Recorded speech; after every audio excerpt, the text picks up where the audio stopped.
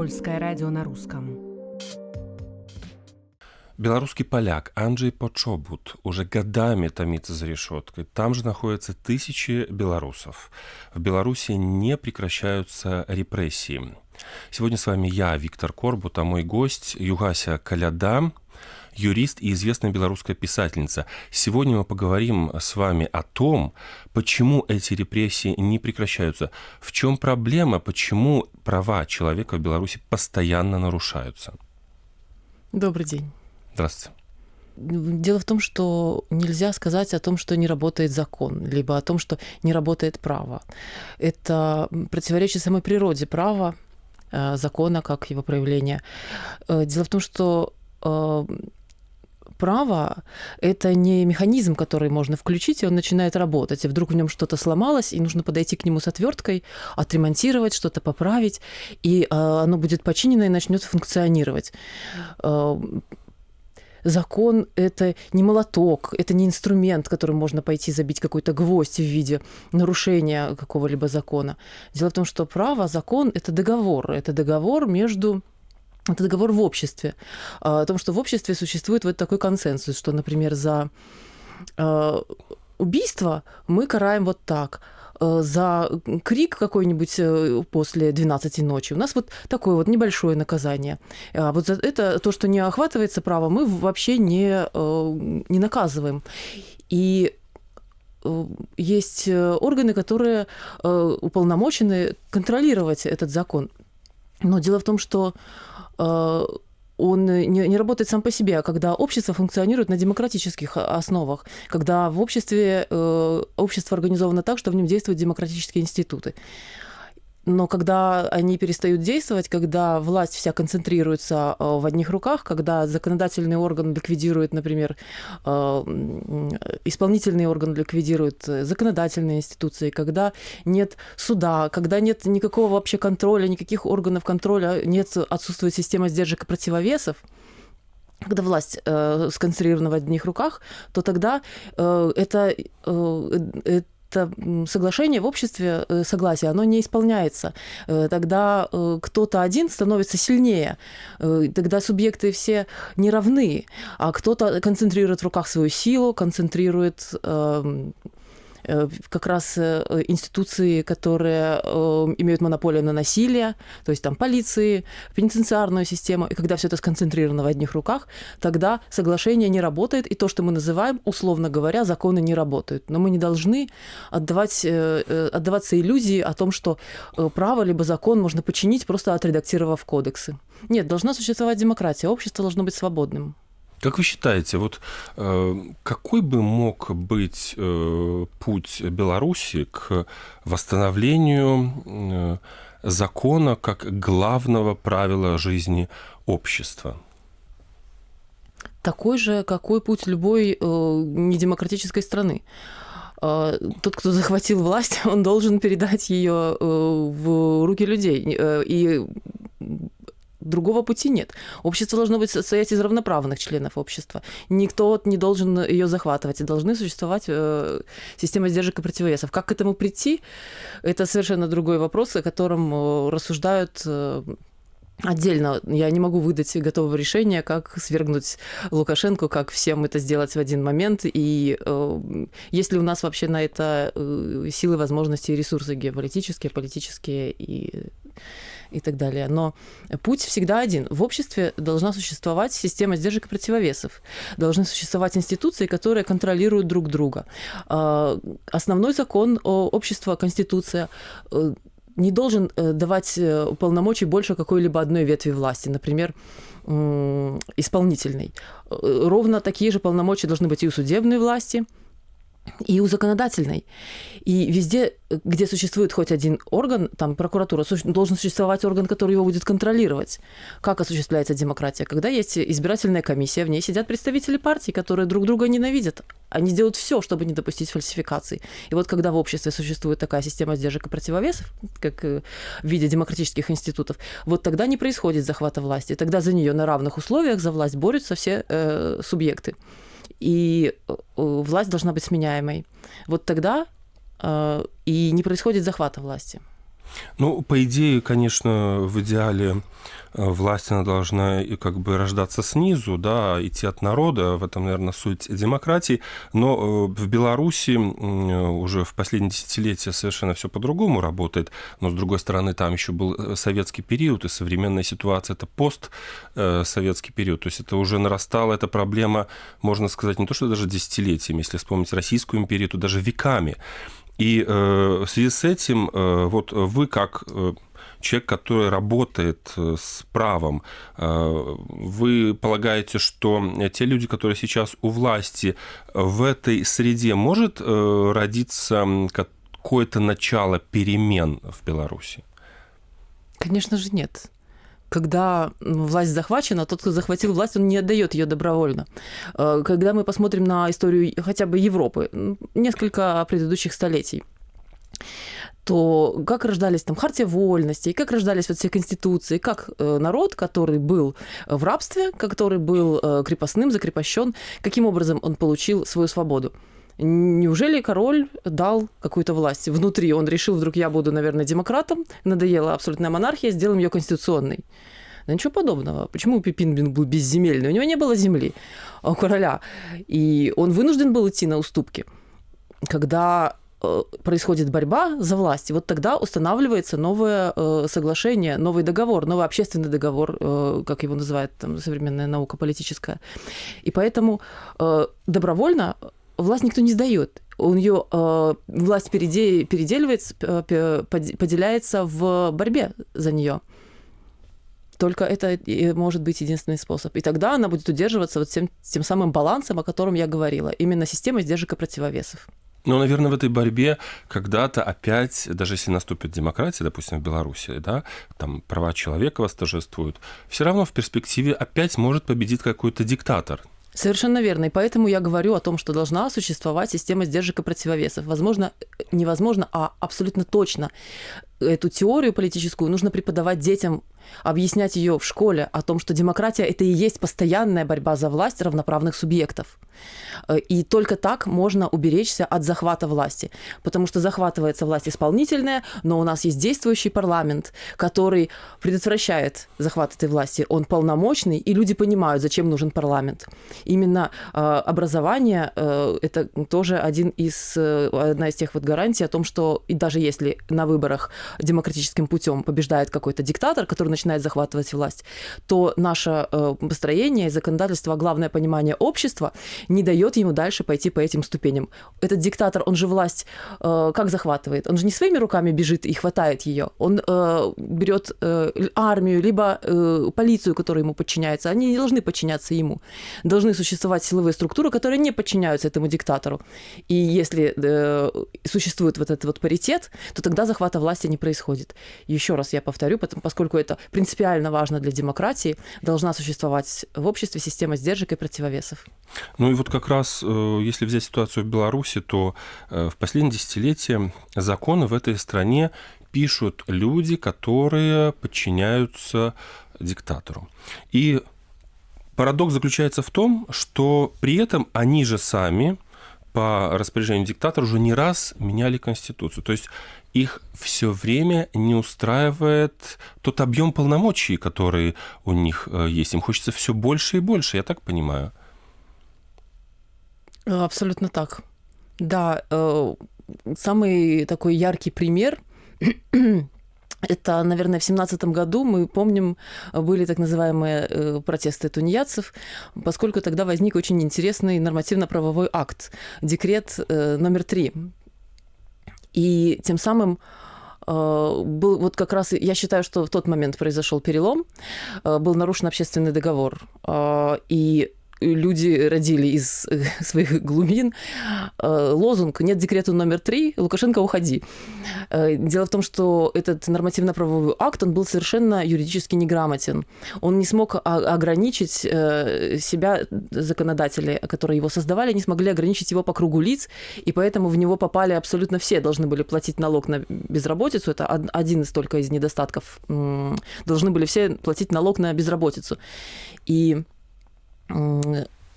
именно тогда люди показали, что они с этим не согласны. и о том, что полномочия все-таки заканчиваются. Невозможно захватить, там уже стоит предел. Вот люди уже сами выставили предел, где уже нельзя у них забрать. Забрать у нищих, как захотел сделать Лукашенко, как захотели чиновники сделать посредством этого закона, нельзя. Там уже стоит граница. Люди уже не дали их ограбить их нищенские огороды, с которых они жили, не имея возможности найти работу в деревне, а их обложили налогом. И они сказали, что нет, хватит. И вот как раз в тот момент... Я думаю, что Лукашенко получил достаточно четкий сигнал, понял он его или нет, это другая тема, но именно в 2017 году Лукашенко получил сигнал, что все-таки он залез туда, где полномочия их заканчиваются. Поэтому они, говоря таким языком жаргона, немножко обломались. Но аппетит приходит во время еды, судя по всему, это даже подтолкнуло диктатора, его окружение к дальнейшим действиям, когда мы помним, что в 2020 году, когда мир охватила эпидемия коронавируса, то он заявил, что якобы никакого коронавируса нет никакой проблемы. Это еще больше взбудоражило общество. Потом на этой волне общество протестовало против фальсификации выборов в Беларуси. Это было впервые за многие годы. Тем не менее, эти протесты были подавлены. Как вы считаете, почему все-таки протесты людей, которые протестовали против того, что была перейдена вот эта красная черта, да, о которой вы сказали, были подавлены, все-таки недостаточно количество людей протестовало или какая-то другая причина? Когда я ранее в нашей беседе говорила о том, что диктатору прийти к власти должны мешать система сдержек и противовесов, в том числе силовые структуры, которые не подчиняются диктатору. В нашей стране этого не было. В нашей стране не существовало паритета сил, поскольку все силы, физические силы, органы, которые имеют монополию на насилие, должны в идеале в демократии, все были сконцентрированы на стороне Лукашенко. У народа, у людей, которые выступали, это с их стороны это был классический мирный протест, который, даже если люди поставили баррикаду и бросали кирпичи в сторону ОМОНа, это силы вообще несравнимые. Это все равно, что бороться против ядерного оружия с кирпичом в руке. Поскольку я думаю, что ситуация, если бы нашелся бы какой-то вооруженный отряд, который бы там произвел захват какого-нибудь РОВД, либо, может быть, более крупного какого-то здания, то я думаю, что Лукашенко, во-первых, отправил бы армию и внутренних силовиков на подавление этих протестов, а если бы ему не хватило этих сил, то я думаю, что он получил бы подмогу из России. И возможно, что конфликт военный начался бы гораздо раньше, чем в 2022 году. Вот я как раз хотел у вас спросить о российском факторе. Нашим слушателям я напомню, что наш гость сегодня – это Югася Коляда, которая известна в первую очередь как писательница, но кроме того она является юристом, знатоком права и уже в последнюю четверть века активно участвует в общественно-политической и культурной жизни Беларуси, знает ее изнутри.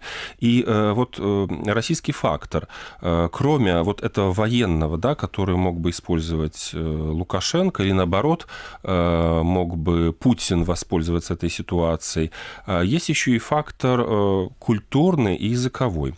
И на днях в Варшаве белорусская писательница Светлана Алексеевич, которая пишет на русском языке, на котором мы сегодня общаемся, она выступила в поддержку русского языка, как бы в защиту его, что, мол, ну, зачем вы обижаете русский язык? Скажите, вот вы как писательница, которая пишет на белорусском языке и которая, как гражданин, понимает всю опасность российского фактора для Беларуси, для ее и демократии, и идентичности, самостоятельности, как вы считаете, нужно вообще сегодня защищать русский язык? Или же он должен остаться именно вот средством общения для тех, кто на нем может между собой найти вот этот общий язык? Я и в жизни, и в творчестве пользуюсь белорусским языком. Мой ребенок говорит по-белорусски. И я полностью убеждена, и также это является ценностями международного права прав человека. Общение на каком-либо языке является правом человека на свободное выражение мнения. Это неотъемлемое право, и заставить человека думать на каком-либо языке заставить его общаться на каком-либо языке, является нарушением как раз этого права на свободу слова, на свободу выражения мнения. И поэтому рассуждать в категориях, нужно ли защищать, не защищать язык. Каждый человек выбирает свой язык для общения самостоятельно, и принудить его к этому невозможно. Возможно только создать условия для этого. Условия, когда человеку есть где общаться на этом языке. На белорусском языке должны быть школы, детские сады, надбавки у преподавателей и воспитателей в размере 20% за преподавание на белорусском языке. То есть язык должно защищать именно государство. Национальное государство должно создавать, не просто защищать его запретительными законами, а именно быть той средой, в котором этот язык расцветает, именно предпринимать меры для законы, какие-то акты, именно для того, чтобы люди хотели пользоваться и белорусским языком, для того, чтобы они получали от этого бонусы, чтобы они видели, что этот язык является главным средством не просто выражения для них мыслей, хотя и этим тоже. Это целая система мировоззрения, а что этот язык успеха, а то, что этот язык радости и счастья, и вот именно то, что не может создать низовая инициатива. Вот, пожалуй, что то, что мы можем сделать сейчас как активисты, как писатели, как именно люди, которые являются одиночками, волками в этой борьбе без государственной поддержки, это мы, скорее всего, сохраняем культуру на том уровне, когда мы не даем ей погибнуть. Мы сохраняем семена, даем им распускаться цветочком на подоконнике, надеясь, что вот в этом заснеженном поле когда-нибудь вырастут цветы, и наступит эта весна. И я поэтому свою миссию вижу, как сохранять белорусский язык настолько, насколько я смогу это сделать всей своей жизнью и своим творчеством, и своим общением ежедневным. Ну, вот мы перешли сейчас от русского языка, судьбой которого озабочена Светлана Алексеевич, к белорусскому языку, который озабочены и вы, и многие белорусы. Но, тем не менее, власти Беларуси, они проводят уже много десятилетий политику русификации. А вы живете в Литве, в столице Литвы, Вильнюсе. Вот сравните ситуацию языковую для своего сына, как мать. Как вы ее оцените? Где она лучше в языковом плане и в культурном плане, как она выглядела бы сейчас в эти дни, допустим, в Минске или в Гомеле, откуда вы родом, и как она выглядит в Вильнюсе? Очень интересно.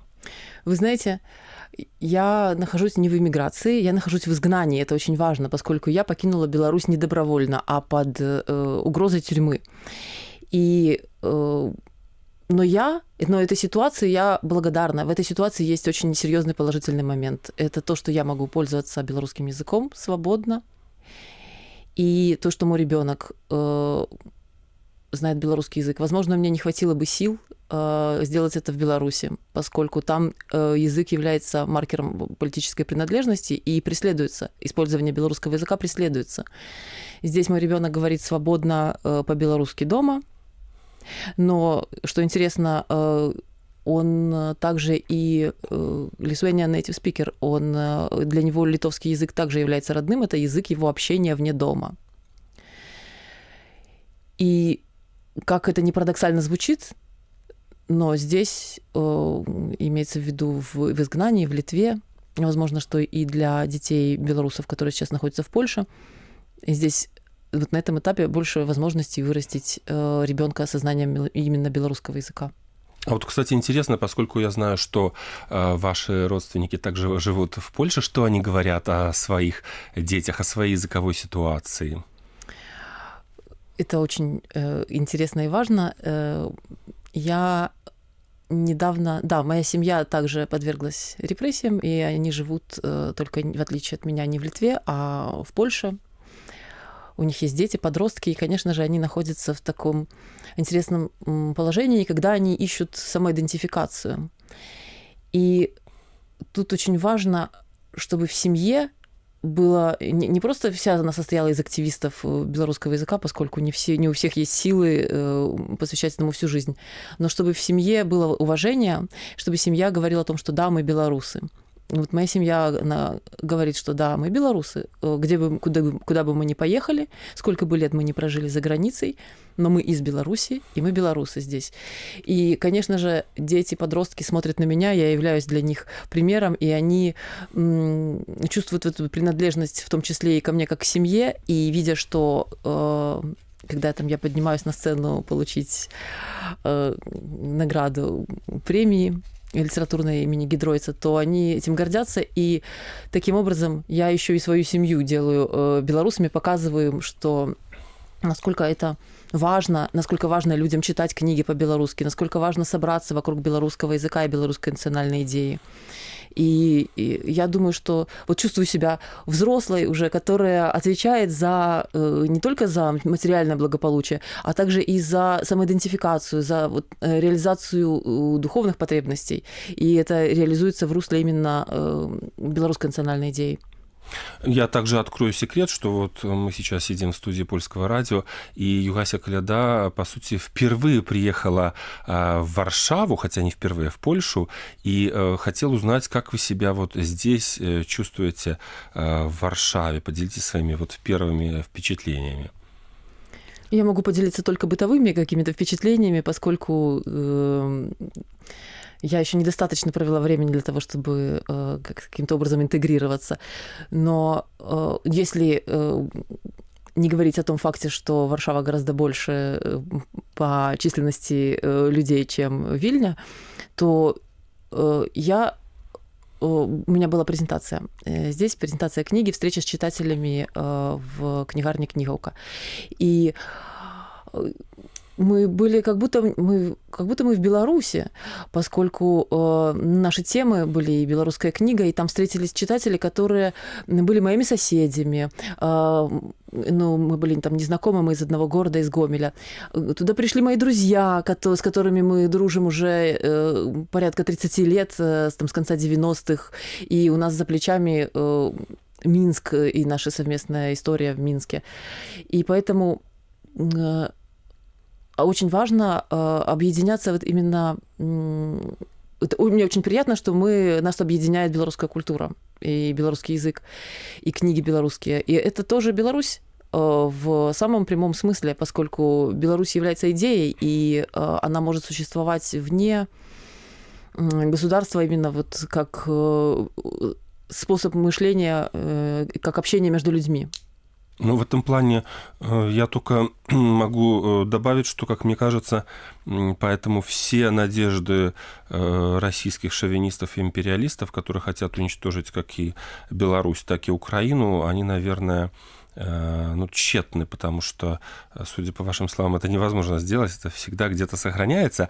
Но я хотел спросить, вообще вот за эти годы жизни в Вильнюсе, который тоже очень тесно связан с белорусской культурой и историей, и Варшава тоже очень тесно связана, вы можете сказать, что вы немного начинаете себя чувствовать в Польше и Литве как дома?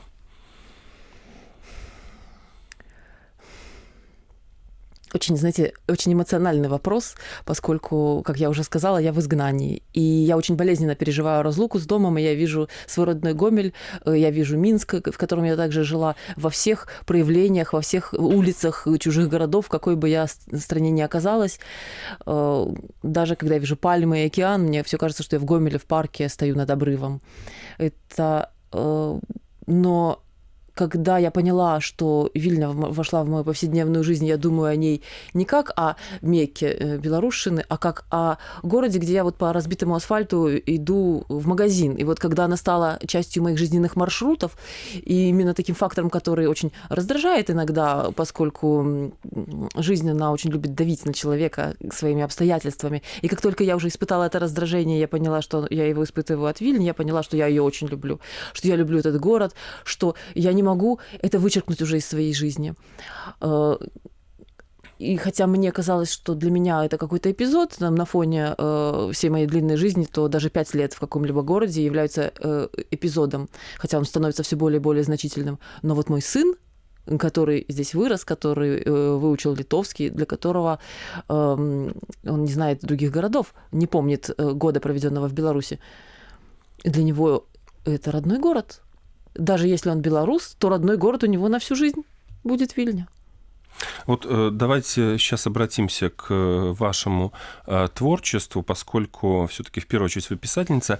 И здесь я хочу нашим зрителям и слушателям сказать о том, что у вас вышла книга, она как раз вышла в Вильнюсе, «Перамена месцаў».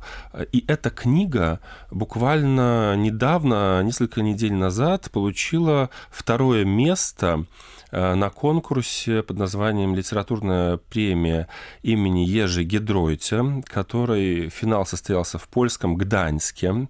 А сам Ежи Гедройц – это очень известный польский культурный общественный деятель, который сам родом из Минска. То есть здесь все связывается в одно целое. И также очень важно, что это ваша первая книга за последние 20 лет. При том, что предыдущая книга вышла 20 лет назад 4 изданиями, и одно из них на польском языке, и оно очень широко разошлось в Польше. Вот что вас заставило 20 лет не писать?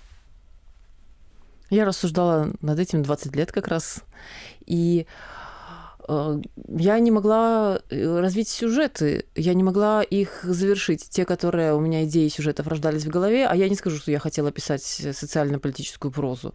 Я просто хотела поставить своих героев в обстоятельства, которые их бы вынудили действовать.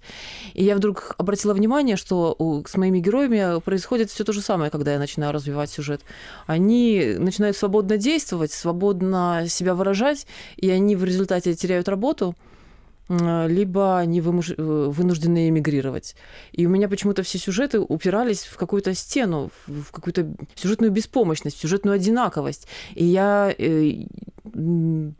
должна была закончить книгу на самом интересном месте. Почему-то всякие легкие, веселые голливудские сюжеты у меня в Беларуси не работали. Я могу писать только про Беларусь, поскольку я тут живу и знаю все обстоятельства, мне интересно про это писать, мне интересно писать на белорусском языке. Я хотела там писать всякие детективы, ужастики, мелодрамы, но чтобы они происходили в Беларуси. Вот, например, там голливудские все эти стандарты перенесем к нам, и сейчас мы покажем, какие мы классные, веселые, такие же, как и все остальные в этом мире свободном. Но ничего не получалось.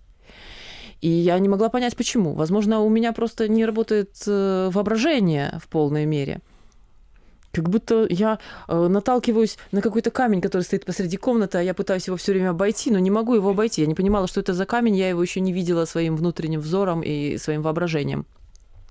И ровно 9 августа 2020 года творческий кризис закончился, и я поняла, что я теперь могу... Камень этот посреди комнаты исчез, и я поняла, что я свободно могу заканчивать все свои сюжеты, которых накопилось за все эти 15 лет простоя огромное количество. Ну, еще 5 лет я шла к изданию книги, к написанию изданию. Поскольку как раз и белорусское общество, оно получило уже субъектность. Не просто получило от кого-то, а оно стало действовать как субъект, как герой, поскольку он взял в свои руки свою судьбу, осознал, и вот как раз тогда мы посмотрели друг на друга, увидели, что мы есть, как мы белорусы. И герои моих книг тоже поняли, что там появился 20-й год. Вот в тех историях книг появился 20-й год как такой сюжетный поворот мощный, когда герои сделались субъектами, не просто с которыми пассивно что-то происходит, которых пассивно давят, угнетают и не дают им действовать, а именно герой начал действовать. Вот 20-й год стал как раз таким переломным моментом не только для Беларуси, а для моего творчества, посвященного Беларуси. То есть общественно-политическое событие повлияло на творчество? Абсолютно так, конечно, да. Да, я напомню только, что когда вы говорили об августе 2020 года, это тогда как раз разгорелись протесты в Беларуси против фальсификации выборов президента. И здесь я еще не могу не задать вам такой вопрос, что сейчас мы наблюдаем, как в мире падают тиражи книг. Писателям очень тяжело найти своего читателя. И вы спустя 20 лет, вроде как забытые многими, вдруг воскрешаетесь и становитесь очень популярной, потому что ваши книги можно купить, и они продаются во многих книжных магазинах белорусских Варшавы и Вильнюса, и в интернете. Ну а вы для себя нашли ответ, почему вы вновь стали такой популярной? Я бы не сказала, спасибо за комплимент, я бы не сказала, что я стала очень популярной, и я считаю, что я не должна об этом рассуждать, поскольку это всего лишь следствие, и оно может быть, популярность, а может быть ее не быть, но это не всегда связано с самой книгой, с тем, что я пишу. И у меня есть обязанность писать хорошо и писать правду. И вот я стараюсь сконцентрироваться на этом, не думать, не задумываться о вторичных эффектах, о популярности. И поэтому я говорю себе о том, что мне нужно написать вот то, что я успею, я напишу. И я надеюсь, кто-нибудь позаботится о продаже моих книг, об издании. Но я концентрируюсь именно на том, чтобы найти слова для того, чтобы облечь вот какую-то словесную форму, метафоры и идеи. Сейчас люди ищут ответы, особенно белорусы, и в Польше, и в Литве, которые живут в изгнании, или те, которые сюда уже переехали давно, но не могут съездить даже на могилы предков на родину. Что будет дальше? В чем смысл жизни? А вот вы, как писатель, вы можете дать ответ на вопрос, можно ли найти в художественной литературе, в том числе в ваших произведениях, ответ на этот вопрос? Так для этого нам и нужно творчество. Творчество нам нужно для того, чтобы понять свои чувства, посмотреть на себя в зеркало, на примере каких-то ситуаций, которые... Нам было бы страшно, если бы они произошли в нашей жизни, но мы хотели бы в них попасть, безопасно зайти в эту комнату, ощутить себя там, ощутить себя героем и посмотреть, как может развиваться еще жизнь. И выйти оттуда с каким-то пониманием более глубоким. Так это задача любого творчества, не только литературы. Именно передать какую-то информацию именно чувствами. Ну, мы будем надеяться на то, что вы напишете новое произведение, которые будут интересны, в том числе польским читателям, потому что я еще раз напомню, что одна из ваших книг, которая вышла 20 лет назад, она переведена уже на польский язык, также, может быть, будет и на литовский, или на другие языки. А я напомню, что гостем нашей студии сегодня была известная белорусская писательница, также юрист Югася Коляда. А с вами сегодня работал я, Виктор Корбут. Всего доброго и до новых встреч. Польское радио на русском.